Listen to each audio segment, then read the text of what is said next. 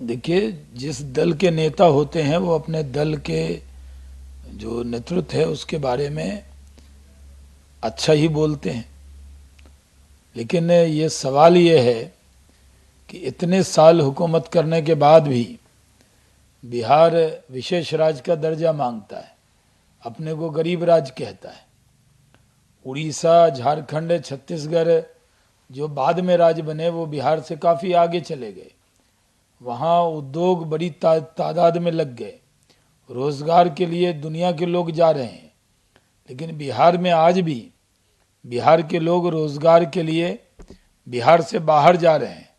तो एक ideal state Bihar नहीं कहा जा सकता है। और इस आधार पर यह कहना कि वो प्रधानमंत्री के उम्मीदवार बने, तो प्रधानमंत्री का पद तो खाली होने वाला नहीं है। नरेंद्र मोदी जी फिर से देश के प्रधानमंत्री बनेंगे, इसमें कोई शक की गुंजाइश नहीं है। और जदयू में जब ये ख्वाब दिखाया गया ललन सिंह जी के जरिए, लालू यादव जी के जरिए कि नीतीश कुमार जी को एनडीए का संयोजक बनाया जाएगा, ये ख्वाब दिखाया गया कि विपक्ष का चेहरा बनाया जाएगा, और जब ये सब कुछ नहीं बन सके तो अपनी पार्टी में अध्यक्ष बना दिया। नीतीश जी जब अध्यक्ष नहीं थे तो बड़े नेता तो थे ही अपनी पार्टी के, और वो अध्यक्ष बनाते थे। अब अध्यक्ष खुद बन गए तो इससे क्या संदेश जाता है? यानी कुछ नहीं मिला तो अपने दल में ही अध्यक्ष बन गए। इससे न बिहार में कोई फर्क पड़ने वाला है, न देश की राजनीति पे फर्क पड़ने वाला है, न जदयू की कोई राजनीति पे फर्क पड़ने वाला है।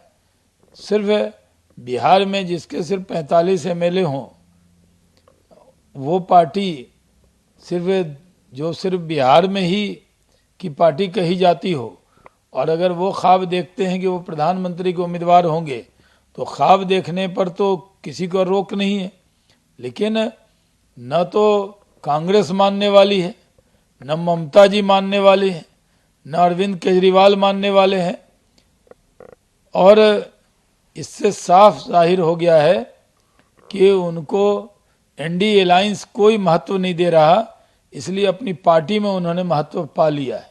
जी सर, 2024 को लेके लोकसभा जिस तरह से डेवलपमेंट इंडी ब्लॉक में चल रही है उसको लेकर कल पीएम मोदी ने बोला कि हमारा जो देश है उसको मिली जुली सरकार की ज़रूरत नहीं है। और उन्होंने ये भी बोला कि 30 साल तक हम लोगों ने बहुत कुछ नुकसान सहा है इसी अनस्टेबल जो सरकारें रही हैं उसके चलते। नहीं, देखिए, मिली जुली सरकार का दौर चला गया है, जनता उब गई है। अब जनता को एक नेता मिल गया है और उसको छोड़ने को जनता तैयार नहीं है। अब एक पार्टी, एक नेता, एक निशान के साथ देश की जनता प्रधानमंत्री नरेंद्र मोदी जी के साथ खड़ी है, और इकट्ठे होकर फिर से उनको प्रधानमंत्री बनाने के लिए देश पूरी तरह तैयार है।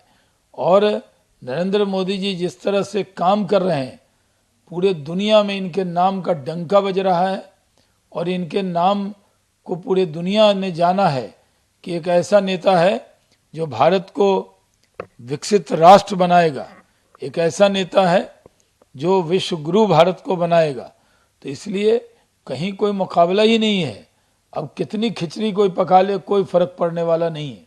जी सर, आपको लेकर रिव्यू पिटीशन फिर से डाली गई है, जिसके ऊपर पीएम मोदी ने एक बार फिर स्टेटमेंट देते हुए बोला कि डिस्पाइट नेहरू सेइंग घिसते घिसते, नेहरू जी ने भी एक बार पार्लियामेंट में बोला था कि घिसते घिसते जो है एक दिन ये सब चला जाएगा, जो आर्टिकल 370 है या जो है वो डिसअपियर हो जाएगा। देखिए, आर्टिकल 370 डिसअपियर हो गया है, और जैसा कि अमित शाह जी ने कहा कि ये फिर से कभी वापस आना नहीं है, यही बात प्रधानमंत्री जी ने कहा है, यही बात कश्मीर की भी जनता जानती है।